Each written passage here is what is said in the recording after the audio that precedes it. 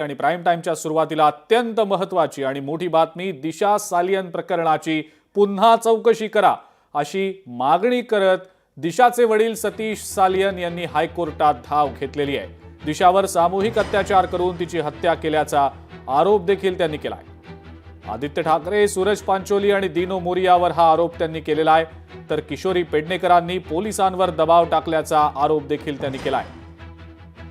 दिशा सालियनच्या वडिलांनी हायकोर्टात दाखल केलेल्या याचिकेमध्ये नेमके कोणकोणते गंभीर आरोप करण्यात आलेत, आपण ग्राफिक्सच्या माध्यमातून त्याचा आढावा देखील घेऊया। दिशा सालियन मृत्यू प्रकरणी नव्यानं चौकशीसाठीची याचिका दाखल करण्यात आलेली आहे। दिशा सालियनचे वडील सतीश सालियन यांनी हायकोर्टात ती याचिका दाखल केली आहे। या याचिकेवर आता लवकरच सुनावणी अपेक्षित आहे। दिशा सालियनवर सामूहिक अत्याचार करून तिची निर्घृण हत्या केल्याचा आरोप आहे। एनआयए चौकशीची मागणी करत मुंबई उच्च न्यायालयात ही याचिका दाखल करण्यात आलेली आहे। या प्रकरणाचा तपास प्रामाणिक अधिकाऱ्याच्या देखरेखीखाली करण्याची मागणी केली गेलेली आहे। समीर वानखेडेंसारख्या प्रामाणिक अधिकाऱ्याच्या देखरेखीखाली हा तपास करण्याची मागणी केली गेलेली आहे। मुंबई पोलीस दिशाभूल करत असल्याचा याचिकेमध्ये अत्यंत गंभीर आरोप करण्यात आलाय। माजी महापौर किशोरी पेडणेकर यांनी दबाव टाकल्याचा सुद्धा गंभीर आरोप करण्यात आलाय। आदित्य ठाकरे, सूरज पांचोली आणि दीनो मोरिया यांच्यावर गंभीर स्वरूपाचे आरोप करण्यात आले।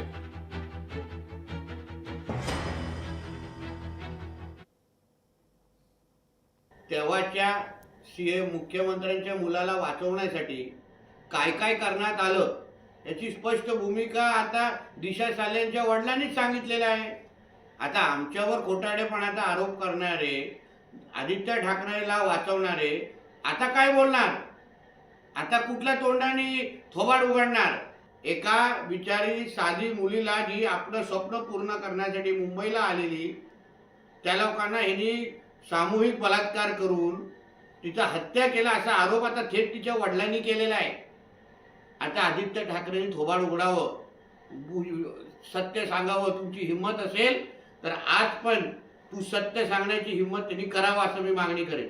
विरोधी पक्षाचा एखादा नेता आहे म्हणून टीका करणं किंवा आपल्याकडे कोणतीही माहिती नसताना अधिकारवाणीने त्या विषयावर बोलणं हे मला वाटतं की हे लोकशाहीमध्ये योग्य नाही। माझ्याकडे कोणताही पुरावा नाही, मला याबद्दलची कोणतीही माहिती नाही। या घटनेच्या संदर्भात सुई इतका सुद्धा पुरावा माझ्याकडे नाही। पिताश्रींनी त्यांच्या हायकोर्टामध्ये याचिका केली आहे, तर वेट अँड वॉच। हायकोर्ट या बाबतीमध्ये सांगेल की हे योग्य आहे, हे अयोग्य आहे, पुरावा आहे, या आधारावर पुढे गेलं पाहिजे किंवा हायकोर्टमध्ये केस बंद केली पाहिजे। पण कोणीतरी एखाद्या प्रश्नावर मी विरोधातला एखादा नेता आहे म्हणून प्रतिकूल नकारात्मक उत्तर देणं हे योग्य नाही। आणि याच संदर्भात अधिक माहिती आपण जाणून घेणार आहोत। भूषण शिंदे आपले प्रतिनिधी देखील आपल्या सोबत आहेत सध्या फोन लाईनवरनं। भूषण, आता याचिका दाखल केलेली आहे दिशा सालियनच्या वडिलांनी मुंबई हायकोर्टात आणि अनेक मुद्दे आहेत त्यात, अनेक आरोप आहेत त्यात, गंभीर स्वरूपाचे आरोप आहेत। भूषण, काय सांगता येईल या सगळ्याबद्दल?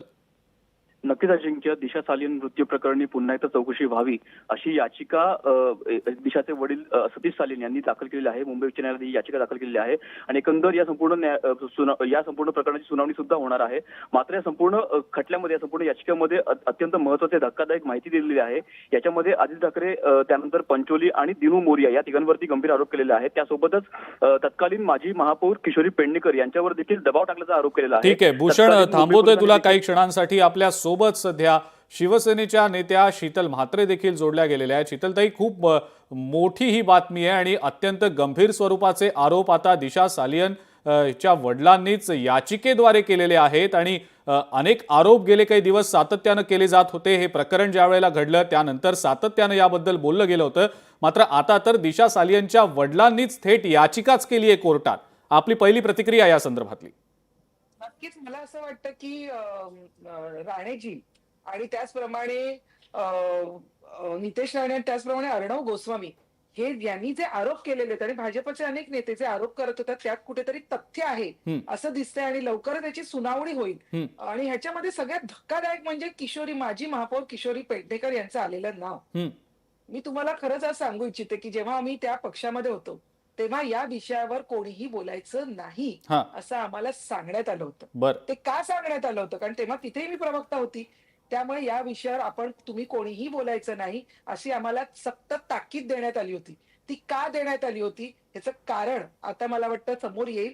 आणि ज्या पद्धतीने त्यांनी सांगितलं की माझ्यावर दबाव होता, मला नजरकैदेत ठेवलं होतं आणि मला तेव्हा कुठल्याही पद्धतीचा न्याय मिळणार नाही असं वाटत होतं असं त्याचे वडील म्हणतात. मला वाटतं आज तिच्या एका मुलीच्या आई वडिलांना 5 वर्षांनी का होईना न्याय हा मिळावा अशी आमची सगळ्यांची इच्छा आहे. कुठल्याही दबावाखाली त्यांना न जाता त्यांना न्याय मिळावा ही सगळ्यांची इच्छा आहे. कारण 5 वर्ष ते आपल्या मुलीला न्याय देण्यासाठी तडफडत होते, त्यांची इच्छा होत होती. परंतु त्यांना त्यावेळेला असलेल्या राजकीय जे काही होते म्हणजे त्यांचे वडीलच मुख्यमंत्री होते, ते स्वतः कॅबिनेट मंत्री होते. बरं तेव्हाचे गृहमंत्री काय होते हे तुम्हाला माहिती आहे, ते स्वतः जेलमध्ये गेलेले. अशा वेळेला त्यांना न्याय मिळणार नव्हता हे त्यांना माहिती होतं आणि आता कुठेतरी त्यांना न्याय मिळेल. निपक्षपाती तो खटला चालवला जाईल आणि त्याची लवकरच सुनावणी होईल असं वाटतंय. आणि आमच्या त्यांना खरंच शुभेच्छा आहे. जे दोषी आहेत त्यांना नक्की शिक्षा झाली पाहिजे, मग ते कोणीही असो.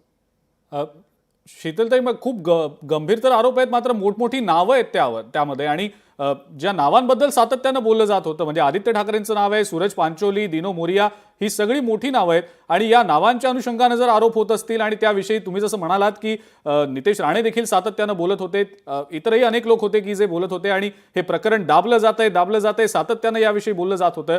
आता निष्पक्षपणे याची चौकशी होईल का? कारण दिशा सालियनच्या वडिलांनी याचिकेमध्ये असं सुद्धा म्हटलंय की NIA सारख्या तपास यंत्रणेकडनं आता या सगळ्या प्रकरणाचा तपास व्हावा, कारण मुंबई पोलिसांनी सुद्धा दिशाभूल केली त्यावेळेला, असं सुद्धा त्यांचं म्हणणं आहे. नक्कीच, कारण त्यावेळेला जे मविया सरकार होतं त्यामध्ये मुख्यमंत्री कोण होते, कॅबिनेट मंत्री कोण होते, त्यामुळे नक्कीच मुंबई पोलिसांवर सुद्धा कदाचित त्यावेळेला त्यांना त्यांच्यावर दबाव असण्याची शक्यता आहे. आणि यावेळेला कुठलाही दबाव नसताना निपक्षपाती कुठेतरी याची दखल घेतली जाईल असं त्यांना वाटतंय. म्हणूनच त्यांनी अशा पद्धतीने परत एकदा हा विषय त्यांनी समोर आणलेला आहे आणि त्याची लवकरच सुनावणी व्हावी अशी आमची इच्छा आहे. कारण त्यावेळेला आम्हाला बोलायला दिलं नव्हतं. ते का दिलं नव्हतं याचं कारण त्यांनी सांगायला पाहिजे.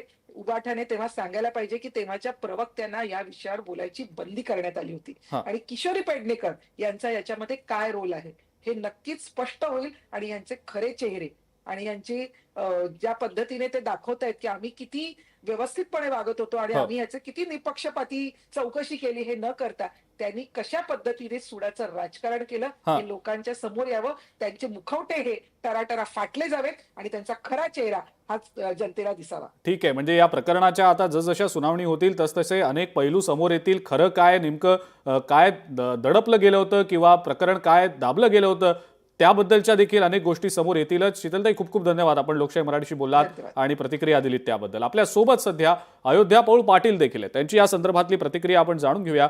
अयोध्याजी, काय आता या सगळ्या प्रकरणामध्ये याचिकाच केली आहे दिशा सालियनच्या वडिलांनी आणि याचिकेमध्ये गंभीर आरोप त्यांनी केलेत. आदित्य ठाकरेंचं नाव त्यात येताना दिसतंय, सूरज पांचोली, दिनो मोरिया, अनेक मोठी नावं आहेत.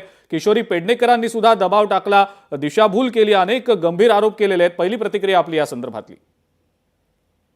खरं तर एखादा माणूस सत्तेने जेव्हा ग्रासलो आपण म्हणतो ना, तर तो कुठल्या थराला